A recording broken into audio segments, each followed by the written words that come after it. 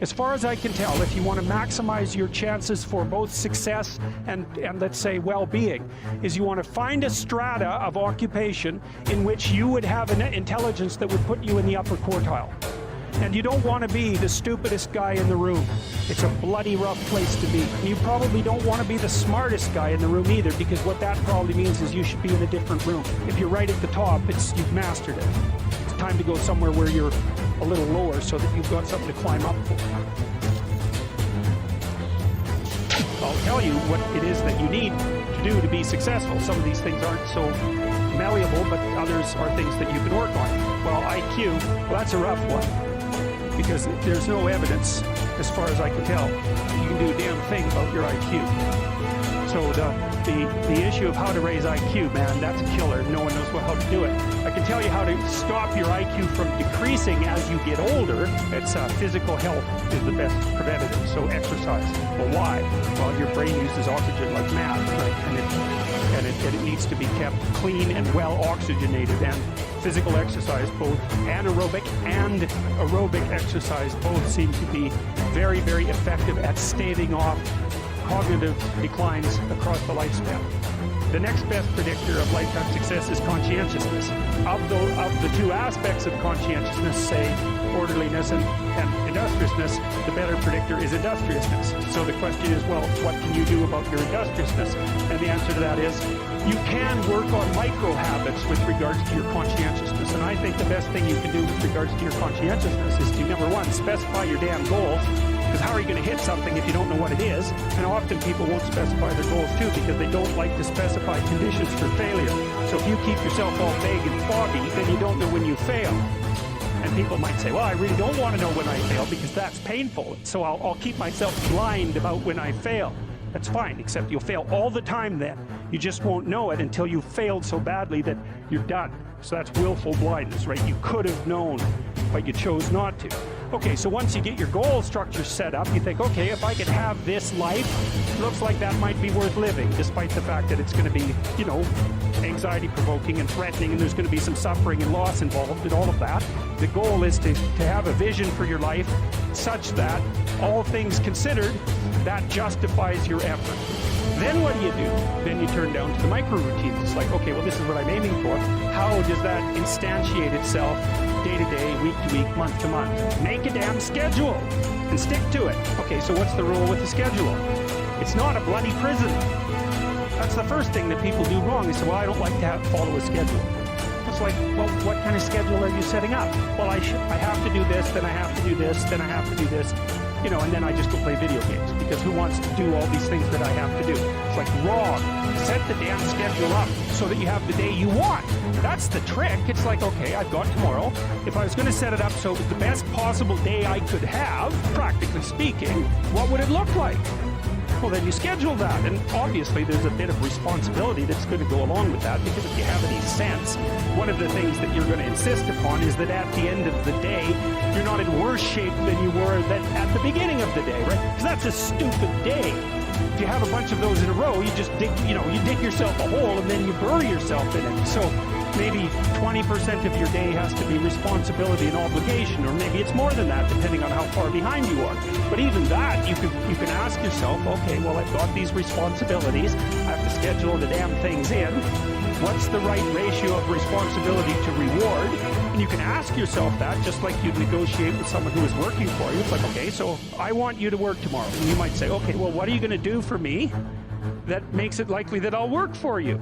Well, you could ask yourself that, So maybe you do an hour of responsibility and then you play a video game for 15 minutes. I don't know, whatever turns your crank, man. But, you have to negotiate with yourself and not tyrannize yourself like you're negotiating with someone that you care for, that you would like to be productive and have a good life.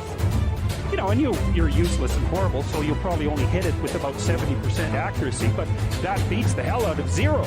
Another rule is, well, aim for 51% the next week, or 50.5% for God's sake, or because you're going to hit that position where things start to loop back positively and spiral you upward.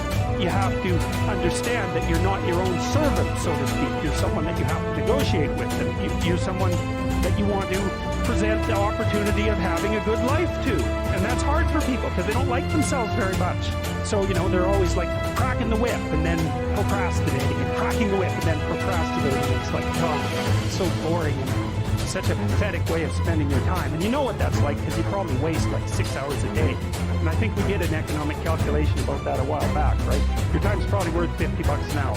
I mean, you're not getting paid that now, but you're young, and so this is investment time, and what you do now is going to multiply its effects in the future. So let's say it's $50 an hour, which is perfectly reasonable. So if you waste 6 hours a day, and you are, then you're wasting about $2,000 a week, or about $100,000 a year. So go ahead, but that's what it's costing you every hour. But the funny thing about not assuming that is if you assume your time isn't worthwhile, what happens is you don't just sit around sort of randomly in a state of responsibility-less bliss.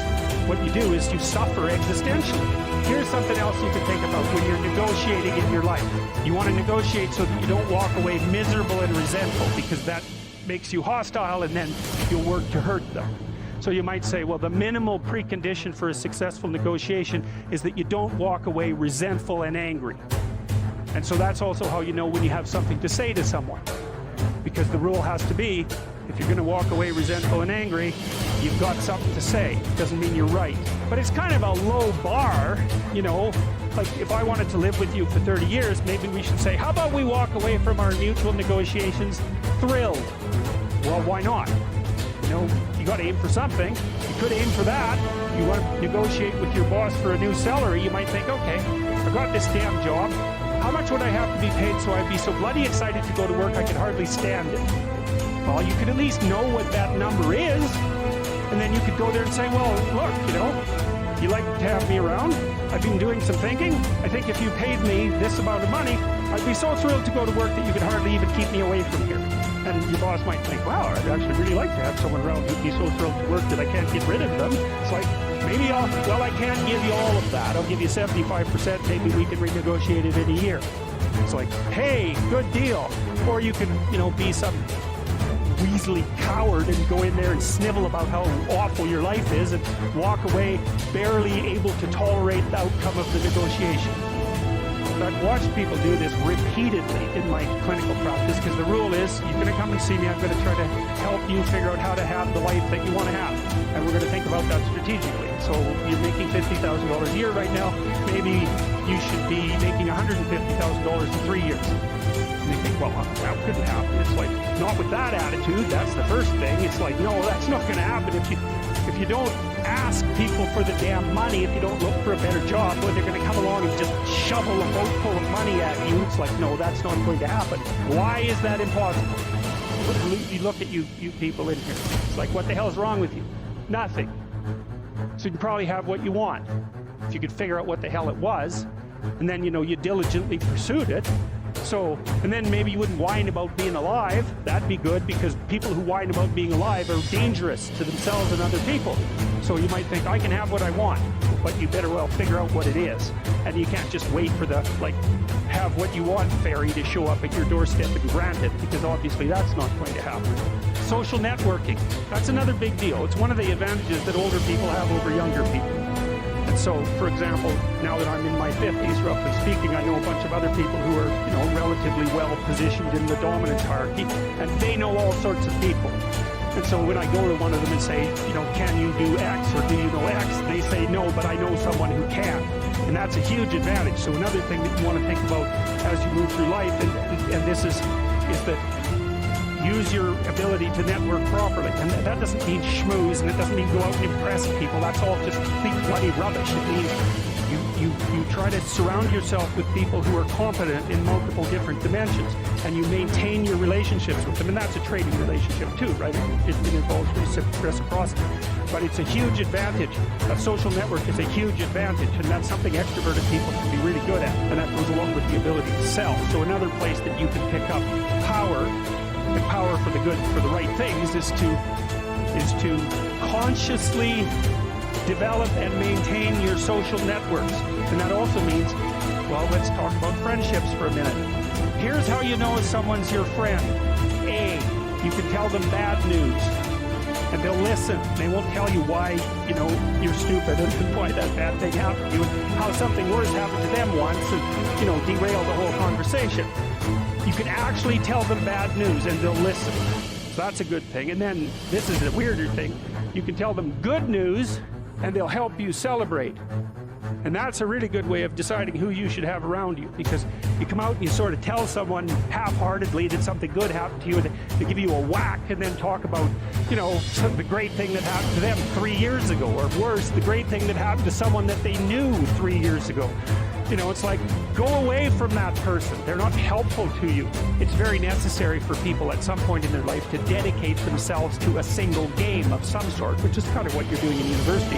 You have to become one thing at some point in your life. And the sacrifice, of course, is that you give up all the other things that you could become, but you don't really have a choice, because if you don't decide voluntarily to become one thing, to become a disciplined adherent of some specific practice or profession or viewpoint, then you risk just aging chaotically, and you don't get away with not aging. So you might as well age into something that's actually something, rather than just remaining, or then just becoming an old child, which is really not a good thing. It's not a good thing to see, especially by the time people hit about 40. It's not pretty for them or anyone else. And even at 30, it's getting pretty old at that point. 40, it's almost irreparable at 40. And the reason for that is you start running out of opportunities. When you're young and stupid, people don't care, because they think, well, whatever. You've got decades of possibilities still ready to unfold in you. You can do anything you want, and hopefully anything you want for good. Because if you have any sense, everything you want to do would be for the good, because there's nothing more compelling or meaningful or useful in combating the tragedy of life than to struggle with all your soul on behalf of the good. Learn to think, learn to speak, learn to read. It makes you a superpower.